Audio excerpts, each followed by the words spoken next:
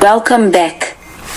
You most certainly have proven your exceptional aptitude for this type of analysis to have excelled this far in the training. However, now, his stakes are higher, and one would certainly understand a bit of trepidation, should you not wish to proceed any further into far more perilous inquiry. The choice is yours. Do you want to play another game? Once again, after analyzing the presented informational facts, you, as a leader, will be tasked to render an executive decision on what actions to take, based upon the best available evidence. Do you have what it takes? Do you have the right stuff? Are you ready to be all you can be?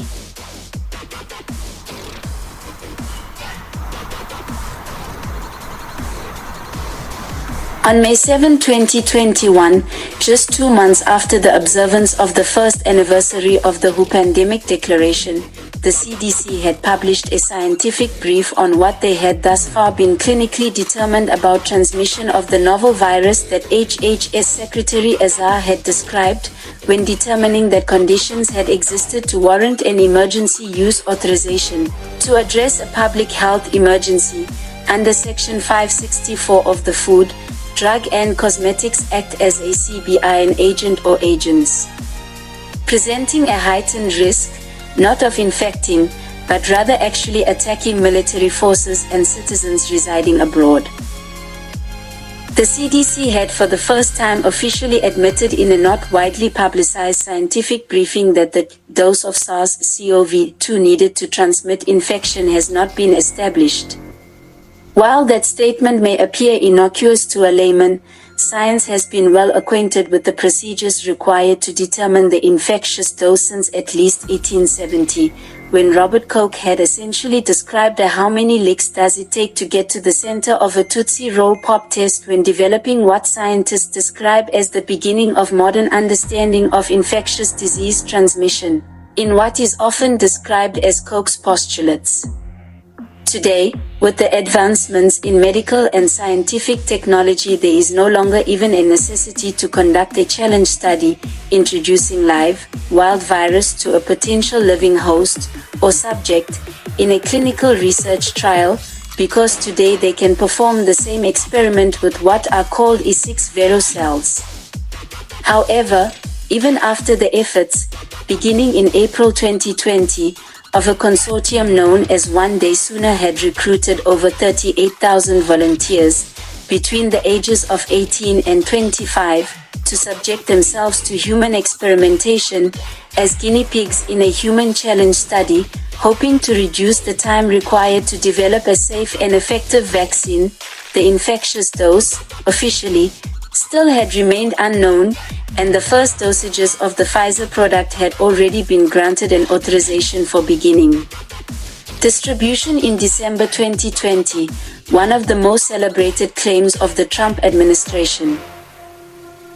In March 2021, after succeeding President Trump, President Biden had announced his American Rescue Plan, praising the accomplishments of the scientists and committing to make these unapproved biological products to every American. No more searching day and night for an appointment for you and your loved ones. And he had claimed that shortly after he became president, in March 2021, he had had his National Security Advisor task the intelligence community to prepare a report on their most up-to-date analysis of the origins of COVID-19, including whether it emerged from human contact with an infected animal or from a laboratory accident. According to President Biden, the U.S. intelligence community had coalesced around 2 likely scenarios, but had not reached a definitive conclusion on this question. Their contemporaneous position had been, while 2 elements in the IC leans toward the former scenario and 1 leans more toward the latter, each with low or moderate confidence, the majority of elements do not believe there is sufficient information to assess one to be more likely than the other. While this may sound like decisive action, even before he had asked the intelligence community to redouble their efforts to collect and analyze information that could bring us closer to a definitive conclusion, and to report back to me in 90 days, under Executive Order 12,333, especially after the abuses of executive power during the Watergate scandal in the Nixon administration. The intelligence community is severely restricted in the matters upon which they can investigate, conduct activities and engage in collection. These matters are limited to military and diplomatic foreign affairs. Unless you are a member of the military or a diplomat, the intelligence community has very little to do with you. Yet, for some reason, the Commander-in-Chief wanted the American people to know that he was taking this decisive action. Why? To provide you with some assurance during times historically associated with fear, confusion and despair.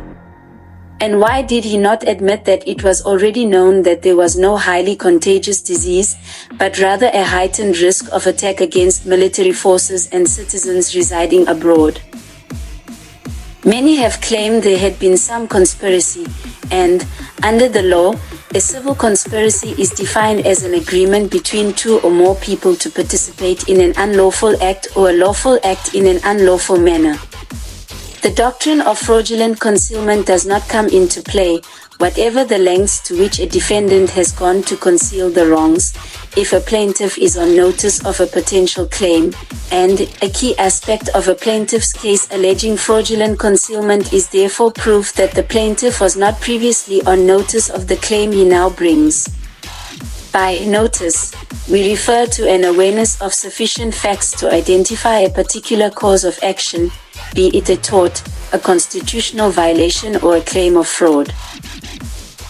Ignorance of a fact may sometimes be taken as evidence of a want of criminal intent, but not ignorance of the law. And, as a matter of fact, in a court-directed argument, it can be accurately and readily determined from sources whose accuracy cannot reasonably be questioned, that we were hit with a virus that was met with silence and spread unchecked, emails for days, weeks, then months that led to more deaths, more infections, more stress, and more loneliness. However, concealment by mere silence is not enough. There must be some trick or contrivance intended to exclude suspicion and prevent inquiry. And before a defendant's exposure to liability is given a potentially infinite duration, there is some minimum of culpability, if not affirmative concealment, then at least the construction of a scheme which is by its nature unknowable. If there is a law that had defined the virus as essentially a biological weapon, means of knowledge and the duty of using them are the equivalent, in equity, to knowledge itself.